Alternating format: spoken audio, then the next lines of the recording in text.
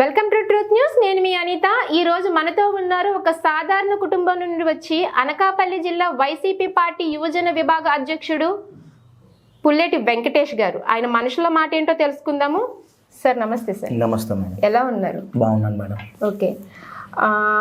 చాలామంది యువత ఉద్యోగాల వైపు వ్యాపారాల వైపు వెళ్తుంటుంటే మీరు రాజకీయాల్లోకి రావడానికి గల కారణం ఏంటి?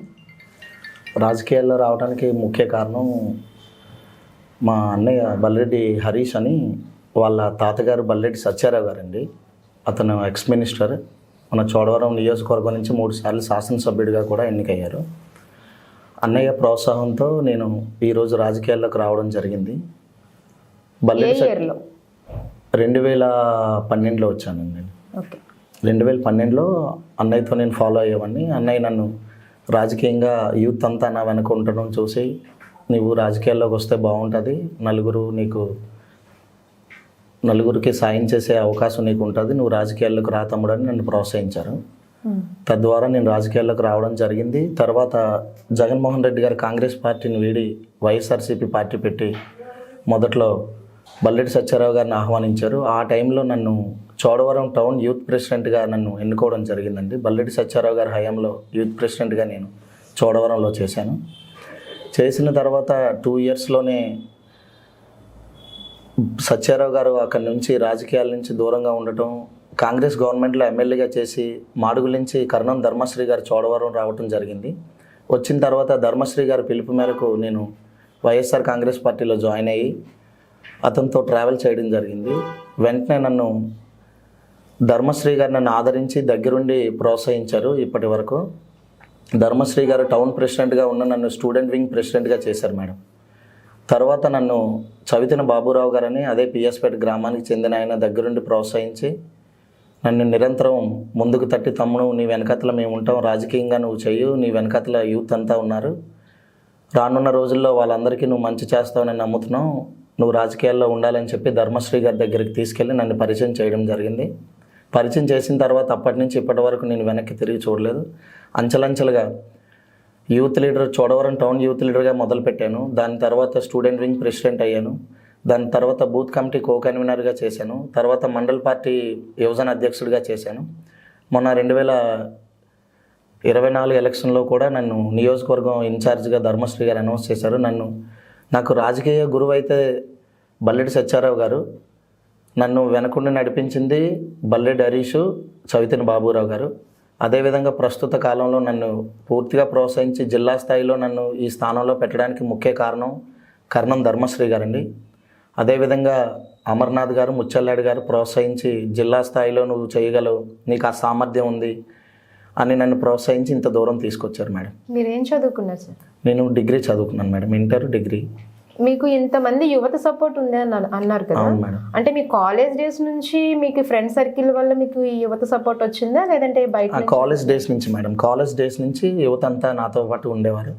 అందరం కల్చరల్ ప్రోగ్రామ్స్ కానీ క్రికెట్ కానీ అంతా మేము కలిసి ఉండే టైంలో స్పోర్ట్స్లో నాకు ఉన్న ఫ్రెండ్స్ని అలా రాజకీయంగా కూడా వాళ్ళందరూ నన్ను ఫాలో అవ్వడం చేశారు మేడం. ఫుల్ సపోర్ట్ ఉందంటారు. ఇప్పుడు అందరూ నాకు సపోర్ట్గా ఉన్నారు మేడం. మీ ఫ్యామిలీ నేపథ్యం ఏంటి రాజకీయంలో? మా నాన్నగారు ఒక మిడిల్ క్లాస్ ఎంప్లాయ్ అండి, బిఎస్ఎన్ఎల్లో చేస్తారు, భారత్ సంచామ్ నిగమ్ లిమిటెడ్లో. నాన్నగారి పేరు? నాన్నగారు పుల్లెటి వెంకనాయుడు మేడం, అమ్మగారు పుల్లెటి సూర్యకాంతం. ఒక సిస్టర్ ఉన్నారు నాకు రీసెంట్గా 2 ఇయర్స్ అవుతుంది మ్యారేజ్ అయ్యి. ఒక బాబు కూడా ఉన్నారు మేడం. ఓకే. మీ బాల్యం ఎలా గడిచింది? నా బాల్యం అంతా స్కూల్లో నుంచి కూడా నేను స్పోర్ట్స్ చాలా ఇష్టపడేవాడిని. నేను యాక్చువల్గా మీకు చెప్పలేదు మేడం, నేను అథ్లెట్ మేడం, 400 మీటర్స్ రన్నర్, నేను హడిలర్ కూడా. Andhra university 2011, 12, 13 new meet record చేశాను మేడం. నేను నేషనల్స్ ఆడాను, స్టేట్ కూడా ఆడాను. స్పోర్ట్స్ నుంచి ఇలా రాజకీయాల్లోకి రావడం జరిగింది. సో ఇంకా స్పోర్ట్స్ మీద మీకు ఇంట్రెస్ట్ ఉందా? అంటే ఇంట్రెస్ట్ ఉంది మేడం, కానీ రాజకీయాల్లో రావడం వల్ల సమయం సరిపోవట్లేదు. ఎప్పుడైనా ఖాళీ ఉన్న టైంలో క్రికెట్ ఆడటం, ఫుట్బాల్, వాలీబాల్ అలా ఆడుతూ ఉంటాను, అందరినీ కలుస్తూ ఉంటాను మేడం. మరి మీరు ఈ రాజకీయ నిర్ణయం తీసుకున్నప్పుడు మీ ఫ్యామిలీకి టైం ఇవ్వడం చాలా తక్కువైపోయి ఉంటుంది కదా, మరి మీ ఫ్యామిలీ సపోర్ట్ ఎంతవరకు ఉంది? ఫ్యామిలీ సపోర్ట్ ఎప్పుడు నాకు ఫుల్గా ఉంటుంది మేడం. నాకు మా అమ్మగారు, మా నాన్నగారు నన్ను నమ్మి రాజకీయాల్లో నేను రాణించగలనని అనుక్షణం నన్ను ప్రోత్సహిస్తున్నారు. అదేవిధంగా మా భార్య కూడా రాజకీయాల్లో మేడం పేరు ద్రాక్షాయణి అండి. ద్రాక్షాయణి గారు. తను టీసీఎస్ ఎంప్లాయ్ అండి, సాఫ్ట్వేర్. ఓకే. మాకు దగ్గర బంధువులే. తను కూడా నన్ను ప్రోత్సహిస్తూ ఉంటుంది మేడం. ఓకే. చోడవరానికి పరిమితమైన మిమ్మల్ని వైసీపీకి సంబంధించి మేడం యువజన విభాగ పార్టీ అధ్యక్షుడిగా నిర్మించారు కదా, అవును మీ కార్యక్రమాలు ఎంతవరకు తీసుకెళ్లారు? మేడం మేము 2014 నుంచి పోరాటాలు చేస్తున్నాం మేడం జగన్మోహన్ రెడ్డి గారితో. జగన్మోహన్ రెడ్డి గారు ఏ కార్యక్రమం అయితే పిలుపునిచ్చారో ప్రతి కార్యక్రమంలోనూ మేము పాలు పంచుకోవడం, మా యువతంతా ముందుండి నడిపించడం జరిగింది. జగనన్న చేసిన ప్రతి కార్యక్రమం కూడా మేము చేసాం మేడం. అతను జగన్మోహన్ రెడ్డి గారు ఏవి పిలిపిస్తే ఆ పిలుపు మేరకు మేము అనుక్షణం సిద్ధమై ఉన్నాం మేడం. ఓకే. మీరు ఒక మీ కులానికి సంబంధించే కాపు కులానికి సంబంధించే ప్రాధాన్యత ఇస్తారని, ఇతర కులాల వాళ్ళకి చాలా తక్కువగా చూస్తారని విమర్శలు ఉన్నాయి. దీనిపై మీ స్పందన? ఇది చాలా తప్పుడు మాట మేడం. ఎందుకంటే నేను అన్ని కులాల్ని సమానంగా చూస్తాను. నాతో పాటు ఎస్సీ, ఎస్టీ, బీసీ అన్ని వర్గాల సోదరులు నాతో ఎప్పుడు ప్రయాణిస్తూ ఉంటారు మేడం. నేను నా కారులో వెళ్ళినా కూడా కాపు కులమే కాకుండా బీసీల నుంచి, ఎస్సీల నుంచి ఉంటారు మేడం నాతో. ఎప్పుడు ఒక వెల్మాస్ కానీ, యాదవ్స్ కానీ, ఎస్సీ సోదరులు కానీ అందరూ నాతో ఎప్పుడు అనుక్షణం నాతో ఫాలో అవుతూ ఉంటారు మేడం. ఇప్పుడు వచ్చిన వాళ్ళు కూడా 3 కులాలకు ఉన్న మనుషులు ఉన్నారు మేడం. నేను కులం చూసుకునేవన్నీ అయితే వాళ్ళందరితో ఎందుకు వస్తాను మేడం? మీరే ఒకసారి ఎంక్వైరీ చేసి కనుక్కోండి. అంటే ఇది ఫేక్ అంటారా? ఖచ్చితంగా మేడం. ఒకవేళ దీని మీద మీరు ఖండించండి అని ఆరోపణలు వస్తే ఏం చేస్తారు? ఇది ఖచ్చితంగా 100% నా మీద బురద జల్లాలనే ఉద్దేశంతోనే ఇలా చేస్తున్నారు. అంటే మీ రాజకీయ ఎదుగుదలను అవును మేడం, ఖచ్చితంగా 100% మేడం. ఓకే. ధర్మశ్రీ చోడవరం ఎమ్మెల్యేగా ఉన్నప్పుడు మీరు ఆయన పేరు చెప్పుకొని రాజకీయ సెటిల్మెంట్లు, దందాలు చేశారని ఒక ఆరోపణ ఉంది. దీనిపై మీ స్పందన? ఇది ప్రతిపక్షాలు కుట్ర మేడం. 100కి 100% మేము ఎప్పుడు ధర్మశ్రీ గారి పేరు చెప్పి మంచి చేయడం తప్ప ఎవరిని దోచుకోవడం కానీ, ఇబ్బంది పెట్టడం కానీ ఎప్పుడూ చేయలేదు. మేము ₹1 కూడా కరప్షన్ చేయలేదు మేడం. మీరు అది నిరూపిస్తే మేము ఇక్కడే రాజీనామా చేస్తాం మేడం. పార్టీ పదవికి కూడా రాజీనామా చేస్తాం. ఇదంతా ప్రతిపక్షాల కుట్ర. ఈరోజు రాజకీయంగా నేను ముందుకెళ్తున్నాను కాబట్టి నా పైన బురద జల్లి వాళ్ళు పబ్బం గడుపుకోవడానికి ఇటువంటి చర్యలు నా మీద. సో మీరు ఈ లైవ్లో సవాల్ ఇస్తున్నారు? ఖచ్చితంగా మేడం, 100% చెప్తున్నాను. ఓకే. 2000లో వైసీపీ పార్టీ 151 సీట్లు గెలుచుకున్నది. ఇది ఇప్పుడు 2024కి చూసుకుంటే 11 సీట్లకు మాత్రమే పరిమితమైంది. ఇంత చిత్తుగా ఓడిపోవడానికి గల కారణం ఏంటి? జగన్మోహన్ రెడ్డి గారు రాష్ట్రంలో చాలా మంచి పరిపాలన ఇచ్చారు మేడం. కానీ అదే టైంలో ఈ కూటమి ప్రభుత్వం ముగ్గురు కలవడం, కలిసిన తర్వాత చాలా తప్పుడు ప్రచారాలు, దాంతోపాటు వాళ్ళకన్నా గొప్పగా మేము అధికారం ఇస్తాం, గొప్పగా పథకాలు ఇస్తాం అని ప్రజలందరినీ మోసం చేశారు మేడం. ఈ రోజుకి 8 మాసాలు అవుతుంది. 8 నెలల్లో ఏ ఒక్క పథకం కూడా పూర్తి చేయలేకపోయారు. నవరత్నాలు హామీ ఇచ్చారు, మహిళలకు ఉచిత బస్సు అని చెప్పారు. ఎక్కడ ఈ రోజుకి ఏ బస్సు అయినా ఎక్కడైనా రాష్ట్రంలో తిరుగుతుందా మేడం? మహిళలు ఎక్కగలుగుతున్నారా? లేదు. తర్వాత ప్రతి ఒక్కరు ఎంతమంది పిల్లలుంటే అంతమందికి, ఇంట్లో ఎంతమంది పిల్లలుంటే ప్రతి ఒక్కరికి 15,000 అని సోషల్ మీడియాని యూజ్ చేసుకొని వాళ్ళు రాజకీయంగా ఈరోజు పబ్బం గడుపుకున్నారు తప్ప ఏ ఒక్కరికైనా ఫీజు రియంబర్స్మెంట్ కానీ, అమ్మఒడి కానీ ఇవ్వగలిగారా? ఎక్కడ? గ్రహించారంటారా? ఖచ్చితంగా గ్రహించారు మేడం. ఈరోజు ప్రజలందరూ చాలా వ్యతిరేకత ఉన్నారు, చాలా అవేర్నెస్ వచ్చింది. రానున్న రోజుల్లో వాళ్ళకి ఖచ్చితంగా బుద్ధి చెప్తారు. ఈరోజు మేము గర్వంగా చెప్పగలం, మేము ఒక్కరమే పోటీ చేసాం, 151 సీట్లు గెలుచుకున్నాం మేడం. వాళ్ళు ముగ్గురు కలిసి పోటీ చేసి 164 వచ్చాయి మేడం. అంటే వాళ్ళకి మాకి ఎంత తేడా ఉందో మీరే గమనించండి. ఈ రోజుకైనా వాళ్ళకి దమ్ము ధైర్యం ఉంటే సింగిల్గా పోటీ చేయమండి, వైఎస్ఆర్సీపీ సత్తా ఏంటో చూపిస్తాం. మేము 11 సీట్లకు పరిమితం అయినా కూడా 40% ఓట్ షేర్తో ఈరోజు మేము చాలా బలంగా ఉన్నాం. వైఎస్ఆర్ కాంగ్రెస్ పార్టీకి ఆంధ్రప్రదేశ్ ప్రజలందరూ మద్దతు ఎప్పుడు జగన్మోహన్ రెడ్డికి నిండుగా ఉంటుంది మేడం. ఓకే సార్, గడిచిన 5 సంవత్సరాల్లో ధర్మశ్రీ గారు చోడవరం ఎమ్మెల్యేగా ఉన్నారు కదా, చోడవరంలో జరిగిన అభివృద్ధి ఏంటి? చోడవరంలో జరిగిన అభివృద్ధి మీ అందరికీ తెలిసే ఉంటుంది మేడం. అక్కడ 3 నియోజకవర్గాలకు సంబంధించి షుగర్ ఫ్యాక్టరీ ఉంది. అక్కడ ప్రజలందరూ వ్యవసాయం పైన ఆధారపడే ప్రాంతం మాదంతా. చోడవరం నియోజకవర్గం కానీ, అనకాపల్లి కానీ, మాడుగులు కానీ అందరూ వ్యవసాయం పైన ఆధారపడే కుటుంబాలు ఎక్కువ ఉంటాయి. మాకు షుగర్ ఫ్యాక్టరీ ఉంది. ఆ షుగర్ ఫ్యాక్టరీని గత ప్రభుత్వంలో ఒక 100-120 కోట్ల నష్టాల్లో బారిన పడి టీడీపీ వదిలేస్తే దాన్ని ఆ 120 కోట్లు అప్పు తీర్చి ప్రజలందరికీ మేము న్యాయం చేయగలిగాం.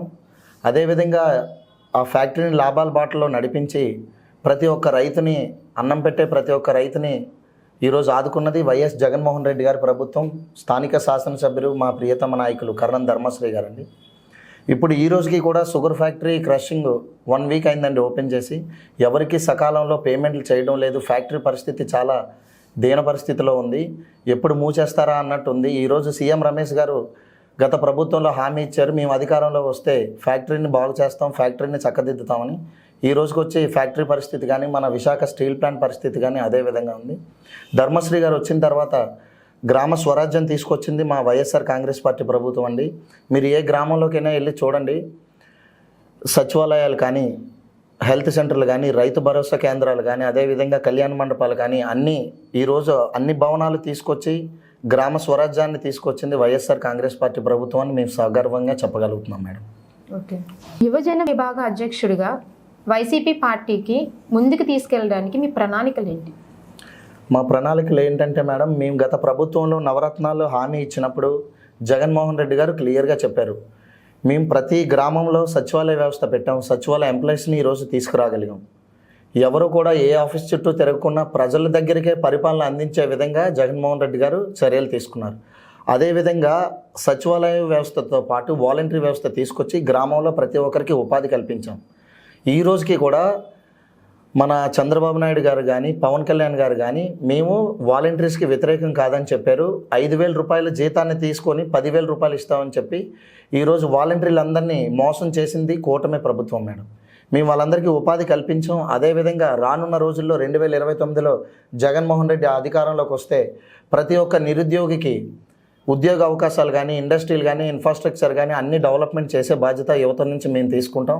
అదేవిధంగా ఐటీ మినిస్టర్గా చేసిన గుడివాడ గురునాథరావు గారు ముద్దుబిడ్డ గుడివాడ అమర్నాథ్ గారు చోడవరం సమన్వయకర్తగా రావడం జరిగింది. అతను మళ్ళీ ఖచ్చితంగా జగన్మోహన్ రెడ్డి గారు మంత్రివర్గంలో తీసుకుంటారు. ఆయన హయాంలో మేము యువత అందరికీ మంచి ఉద్యోగ అవకాశాలు ఇచ్చి ప్రతి ఒక్కరిని ఆర్థికంగా, రాజకీయంగా ఆదుకునే బాధ్యత యువత నుంచి మేము తీసుకుంటాం మేడం. 2019కి ముందు, ఎన్నికలకు ముందు జగన్మోహన్ రెడ్డి గారు ఒక పాదయాత్ర చేశారు, ప్రజా సంకల్ప యాత్ర. దాంట్లో చాలామంది ప్రజలకు ఆదరణ పొంది ఆయన ఎన్నికల్లో పోటీ చేసి గెలవడం అన్నది జరిగింది. మరి ఇప్పుడు అదే ప్రజాదరణ ఆయనకు ఉంటుందంటారా? ఖచ్చితంగా 100కి 100% మేడం, 100కి 100% మీకు చెప్తున్నాను. Jaganmohan Reddy Andhra Pradesh history madam. ఎందుకంటే అంటున్నానంటే మేడం, ఈ విషయం జగన్మోహన్ రెడ్డి ప్రతి ఒక్క బడుగు బలహీన వర్గాలందరినీ, పేద ప్రజలందరినీ హక్కును చేర్చుకున్నారు మేడం. అతనికి తెలుసు ఎవరికి ఎటువంటి పథకం ఇస్తే ఎవరికి లబ్ధి చేకూరుతుందని. ప్రజా సంకల్ప యాత్రలో ప్రతి ఒక్క ప్రజల్లో అందరి నాడి తెలుసుకోగలిగారు మేడం. తెలుసుకోగలిగి 2019లో అంత రిజల్ట్ రావడానికి ఏకైక కారణం ప్రజల మద్దతే మేడం. కానీ ఈ కూటమి ప్రభుత్వం తప్పుడు విధానాలతోని, తప్పుడు ప్రచారాలతోని, తప్పుడు మేనిఫెస్టోతోని నవరత్నాలు మేము ఇస్తే వాళ్ళు సూపర్ 6 అని చెప్పి ప్రజలందరినీ నడ్డి వంచారు మేడం. ఈ రోజుకి కూడా ఒక్క పథకం కూడా అలా అమలు చేయలేక తర్జన భర్జన పడుతున్నారు. ఈరోజు చంద్రబాబు నాయుడు గారు ఏమంటున్నారు, ఆ సంపద సృష్టిస్తాను, ప్రతి ఒక్కరు మీ ఇంట్లోనే ఉండి అమెరికా కంపెనీకి పనిచేసుకోని చెప్పారు. కానీ ఈరోజు నిన్న ప్రెస్ మీట్లో అందరూ ప్రశ్నిస్తే మాకు సూపర్ 6 రావట్లేదు అని అడిగితే అంటున్నాడు, సంపద ఎలా సృష్టించాలో నా చెవులో వచ్చి చెప్పండి, నేను మీకు పథకాలన్నీ ఇస్తానని చెప్తున్నాడు మేడం. కానీ అదే ఎలక్షన్కి మాత్రం ప్రచారంలో సంపద సృష్టిస్తాను, ప్రతి ఒక్కరిని ఆదుకుంటానని చెప్పి తప్పుడు హామీలతోనే ఈరోజు గద్దెనెక్కారు. ప్రజలు అన్నీ గమనిస్తున్నారు. ఇదే 2029లో బుద్ధి చెప్తారు. ఖచ్చితంగా వీళ్ళు ఏవైతే తప్పుడు హామీలతో ఈరోజు అధికారంలోకి వచ్చారో ఖచ్చితంగా ప్రజలు వీళ్ళని కిందకి దించే పరిస్థితి తొందరలోనే ముందుంది మేడం. ఇప్పుడు ఈ వైసీపీ నవరత్నాల పేరుతో మేనిఫెస్టో ఇచ్చింది, టీడీపీ సూపర్ 6 అంది. అసలు నవరత్నాలు ఏం చేశారు? ఇప్పుడు టీడీపీ సూపర్ 6 పేరు వచ్చింది కదా, మీరు అసలు టీడీపీ చేసింది ఏంటి, చెయ్యలేందేంటి? టీడీపీ ప్రభుత్వం మీకు 8 నెలలు అవుతుంది, మీకే తెలిసి ఉంటుంది ఏ పథకం రిలీజ్ చేశారు, ఏం చేయలేదు. లోకేష్ గారు చెప్పారు 2025 ఖచ్చితంగా జనవరి మొదటి వారంలోనే జాబ్ క్యాలెండర్ రిలీజ్ చేస్తాను, జాబ్ క్యాలెండర్ రిలీజ్ చేసి మీకు ఎప్పుడు ఆఫర్ లెటర్ వస్తుంది, మీరు ఎప్పుడు జాయిన్ అవ్వాలి, మీ ఆఫీస్ ఎక్కడ అన్నది డీటెయిల్గా చెప్పారు. అది జరగని పక్షంలో మీరు ప్రజలందరూ, యువత అందరూ నా కాలర్ పట్టుకొని నిలదీసే అవకాశం మీకు ఇస్తున్నానని చెప్పారు. కానీ ఈ రోజుకి జాబ్ క్యాలెండర్ ఎక్కడ మేడం? జాబ్ క్యాలెండర్ తీశారా? లేదు. మహిళలకు ఉచిత బస్సు అన్నారు, ఇచ్చారా? ఇవ్వలేదు. ఫీజు రియంబర్స్మెంట్ అన్నారు, ఇవ్వలేదు. రైతులకి అండగా ఉంటాము, రైతులకి 20,000 రూపాయలు ఇస్తాము. కానీ గత ప్రభుత్వంలో నవరత్నాల్లో మేము ఫీజు రియంబర్స్మెంట్ కానీ, చెయ్యూత కానీ, అమ్మఒడి కానీ, నాడు నేడు ద్వారా మీరు ఒకసారి ఏ స్కూల్స్కైనా గవర్నమెంట్ స్కూల్స్కి వెళ్ళి చూడండి మేడం. ఈ రోజుకి కూడా మేము చెప్తున్నాం, గత ప్రభుత్వంలో శిథిలావస్థలో ఉన్న స్కూల్స్ అన్నీ ఈరోజు కార్పొరేట్ స్కూల్స్కి దీటు దండేలా ప్రతి ఒక్కటి డిజిటల్ బోర్డులు పెట్టగలిగాం. ఇంగ్లీష్ మీడియం తీసుకొచ్చాం, పిల్లలకి సాక్స్లు ఇచ్చాం, షూస్ ఇచ్చాం, డ్రెస్ ఇచ్చాం, బుక్స్ ఇచ్చాం, ట్యాబ్లు కూడా ఇచ్చాం మేడం. అంత ప్రతి ఒక్కరు ఏ ఓట్లు ఉన్నాయని మేడం మేము పిల్లలందరికీ ఇంత అభివృద్ధి కానీ ఇంత చదువుకునే వెసులుబాటు ఇచ్చామంటే కేవలం పిల్లల ఓట్లు చూసి కాదు మేడం. మన ఆంధ్రప్రదేశ్ యువత మారాలి, భవిష్యత్తు మారాలి. కేవలం పిల్లలందరూ అట్టడుగున ఉన్న పిల్లలు ఎస్సీ ఎస్టీ బీసీ వర్గాలందరూ చదువుకోవడానికి డబ్బులు ఖర్చు పెట్టలేకపోతున్నారు, ఇంగ్లీష్ మీడియం ప్రతి ఒక్కరూ చేసుకోలేకపోతున్నారు. కేవలం ఇది జగన్మోహన్ రెడ్డి గారు గమనించి పిల్లలందరికీ ఇంత మంచి స్కూల్స్ కానీ ఇంత మంచి విద్య ఇవ్వడం జరిగింది మేడం. ఓకే. ధర్మశ్రీని కాదని అమర్నాథ్ని చోడవరం నియోజకవర్గం ఇన్ఛార్జిగా నియమించారు కదా, దీనికి చోడవరం వైసీపీ కార్యకర్తలు అండ్ ప్రజలు ఎంతవరకు సపోర్ట్ చేస్తున్నారు? ఖచ్చితంగా స్వాగతిస్తారు మేడం. ఎందుకంటే వాళ్ళిద్దరూ మనుషులు వేరైనా మనసులు ఒకటే. వాళ్ళిద్దరి నిర్ణయం మేరకే ఇది జరిగింది. ఇది జగన్మోహన్ రెడ్డి గారికి ఎటువంటి సంబంధం లేదు. దీనిలో వాళ్ళిద్దరూ మనస్ఫూర్తిగా తీసుకున్న డెసిషన్ మేడం. ఈరోజు అంటే మీరు ఈ క్వశ్చన్ అడిగారు కాబట్టి చెప్తున్నాం. గురునాథరావు గారి దగ్గర నుంచి అతనికి చోడవరం నియోజకవర్గంలో అభిమానులు ఉన్నారు. అమర్ గారు ఆల్రెడీ మినిస్టర్ చేశారు కాబట్టి ఖచ్చితంగా అందరూ స్వాగతిస్తారు మేడం. మీరు ఈ క్వశ్చన్ అడిగారు కాబట్టి మీకు సభాముఖంగా చెప్పగలుగుతున్నాం. మారింది నాయకుడు మాత్రమే. మా జెండా మారలేదు, మా ఎజెండా మారలేదు, మా గుర్తు మారలేదు, మా రంగు మారలేదు. అన్నిటికీ మించి మా డిఎన్ఏ అదే ఉంది, మా ఒరిజినల్ అదే ఉంది. ఖచ్చితంగా 2019లో సింగిల్గా పోటీ చేసాం, 191 స్థానాలు గెలుచుకోగలిగాం. అదేవిధంగా 2029లో కూడా మేము ఖచ్చితంగా భారీ మెజారిటీతో 175 వైనాట్ 175ని మేము అదే టార్గెట్ని ముందుకు తీసుకెళ్తాం. ఖచ్చితంగా అధికారంలోకి మేము రావడం ఖాయం, వాళ్ళు ప్రతిపక్షంలో పెట్టడం ఖాయం మేడం. మీరు అధికారంలోకి వచ్చిన తర్వాత మీరు ఫస్ట్గా యువతకి ఏం చేయాలనుకుంటున్నారు? ఖచ్చితంగా యువత అందరినీ, నిరుద్యోగ యువత అందరికీ ఒక దారి చూపించే ప్లాన్ చేసుకుంటాం మేడం. మేము ప్లాన్ చేసుకొని ఎవరైతే మా స్థానిక శాసనసభ్యులు ఉంటారో అతనితో చర్చించి మా నియోజకవర్గ పరిధిలో యువత అందరికీ వాళ్ళకి ఖచ్చితంగా ఏమైనా ఇండస్ట్రీలు వచ్చినా లేకపోతే ఏ ఉద్యోగ అవకాశాలు వచ్చినా ఫస్ట్ వైఎస్ఆర్ కాంగ్రెస్ పార్టీతో పాటు పేద ప్రజలు ఎవరున్నారో వాళ్ళందరినీ ఫైండ్ అవుట్ చేసి వాళ్ళందరినీ ఎమ్మెల్యే దగ్గర కూర్చోబెట్టి వాళ్ళందరికీ ఉద్యోగ అవకాశాలు ఇప్పించడంలో ముందుగా ప్రాధాన్యత ముందు తీసుకొని మేము వాళ్ళని ఆదుకునే ఆలోచనలో ఉన్నాం మేడం. ఓకే. విజయసాయిరెడ్డి లాంటి వాళ్ళు పార్టీకి దూరం అవుతున్నారు, ఇది పార్టీకి నష్టం కాదా? విజయసాయిరెడ్డి గారు ముందే చెప్పారు కదా మేడం, వైఎస్ఆర్ కాంగ్రెస్ పార్టీలో జాయిన్ అయినప్పుడే నా శాసన జీవితం ఖచ్చితంగా నేను రాజకీయాల తర్వాత వ్యవసాయం చేస్తానని. అతను వయసు పెరగడంతో పాటు కొన్ని బాధ్యతలు ఉన్నాయి. సో దానివల్ల అతను మెంటల్ ఫంక్షన్ తీసుకోలేక వైఎస్ఆర్ కాంగ్రెస్ పార్టీకి దూరమైన అతను దగ్గరగా ఉన్నట్టే. అతను అనునిత్యం వైఎస్ఆర్ కాంగ్రెస్ పార్టీలో భాగమై ఉంటారు. ఇప్పుడు అతను రాజకీయాలకే దూరం అయ్యారు కానీ పార్టీకి పూర్తిగా అందుబాటులో ఉంటారు. మీరు దాన్ని తప్పుగా చిత్రీకరించాల్సిన అవసరం లేదు మేడం. పుల్లెటి వెంకటేష్ గారు, ఏ రోజైనా రాజకీయాల్లోకి ఎందుకు వచ్చాను అని ఫీల్ అయ్యారా? ఏ రోజు అంత అవసరం రాలేదు మేడం. కానీ నన్ను నమ్మిన యువత అందరి కోసమైనా రాజకీయాల్లో ఎన్ని ఒడిదొడుకులు కానీ ఎన్ని తిట్లు కానీ శాపనార్థాలు కానీ వచ్చినా ఖచ్చితంగా రాజకీయాల్లో కొనసాగాలి, నా వెనక నమ్ముకున్న వాళ్ళని ఆర్థికంగా రాజకీయంగా ఆదుకోవాలనే తపన ఉన్న మనిషిని మేడం నేను. అందువల్ల ఏ రోజు కూడా రాజకీయాల్లో ఎందుకు వచ్చానని బాధపడడం జరగలేదు ఇప్పటి వరకు. రాజకీయాల్లో వ్యక్తిగత విమర్శలు వచ్చినప్పుడు మీకు ఏమనిపిస్తుంది? ప్రతిపక్షాలు ఖచ్చితంగా మనల్ని డిగ్రేడ్ చేయడానికి, మనల్ని తక్కువ చేయడానికి చేస్తున్న పన్నాగం అది. ఎప్పుడైతే ఒక నాయకుడు ఎదుగుతున్నాడో వాడిపైన పర్సనల్గా విమర్శలు చేస్తుంటారో, తల్లిపైన, తండ్రిపైన, భార్యలపైన, బిడ్డలపైన, ఇది ఖచ్చితంగా వ్యతిరేకం మేము. ఎందుకంటే మేము రాజకీయాల్లో పరస్పర గౌరవం పొందాలనే మనిషిని తప్ప నేను ప్రత్యర్థుల్ని ఎప్పుడూ తిట్టాలి, వాళ్ళని విమర్శించాలనే మనస్తత్వం ఉన్న నాయకుడిని కాదు నేను. రాజకీయాల్లోకి వచ్చి అసలు మీరు సాధించింది ఏంటి? నేను రాజకీయాల్లోకి వచ్చి సాధించింది విద్యార్థి స్థాయి నుంచి ఈరోజు జిల్లా స్థాయికి వచ్చానంటే అది నాకు చాలా సగర్వంగా ఉంది మేడం. మీరే అడిగారు కదా సాధించింది ఏంటంటే, నేను సెల్ఫీలు తీసుకునే స్థాయి నుంచి సెల్ఫీలు ఇచ్చే స్థాయికి వచ్చాను. ఇంటర్వ్యూలు సెల్లో చూసుకునే స్థాయి నుంచి ఇంటర్వ్యూలు ఇచ్చే స్థాయికి మీ ముందు ఈరోజు కూర్చున్నానంటే అది గర్వంగా చెప్పుకునే స్థాయి అని చెప్పగలుగుతున్నాను మేడం. అది వైసీపీ ప్రభుత్వానికి మాత్రమే చెందుతుందంటారా? లేదు మేడం, ఖచ్చితంగా వైసీపీ ప్రభుత్వం పేదలందరికీ అండగా ఉంటుంది. ఎందుకంటే రాష్ట్రంలో జగన్మోహన్ రెడ్డి గారు ఎన్నో సంక్షేమ పథకాలు అభివృద్ధితో ముందుకు వెళ్ళారు.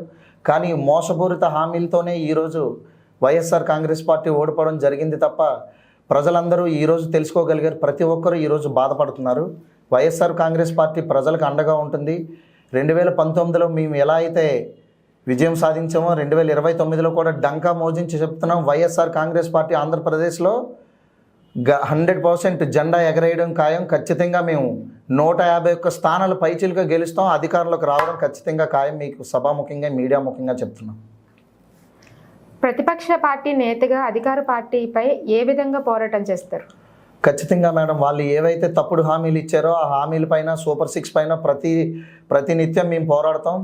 మొన్నటికి మొన్న మేము రైతులకి ఎప్పుడైతే 20,000 రూపాయలు సాయం చేస్తూ ఉన్నారో చేయలేదు, కలెక్టరేట్ ముట్టడించాం, రైతులకు అండగా నించున్నాం. అదేవిధంగా కరెంటు ఛార్జీలు పెంచారు. మేము అధికారంలోకి వచ్చిన తర్వాత కరెంటు ఛార్జీలు పెంచనని చంద్రబాబు నాయుడు ఎన్నికల ప్రచారంలో చెప్పారు. ప్రచారంలో చెప్పిన మాట విస్మరించి మొన్న 16,000 కోట్లు కరెంటు బిల్లు పెంచడం జరిగింది. దాన్ని కూడా మేము ప్రతి నియోజకవర్గంలో పోరుబాటు పట్టాం మేడం. యువజన విభాగం అధ్యక్షుడిగా మిమ్మల్ని నమ్మి మీ వెనుకున్న యువతకి మీరు ఏం చేయాలనుకుంటున్నారు?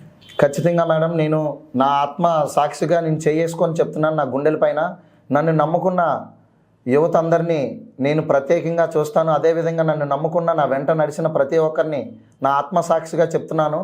వాళ్ళని ఆర్థికంగా రాజకీయంగా మంచి పొజిషన్లో పెట్టి వాళ్ళ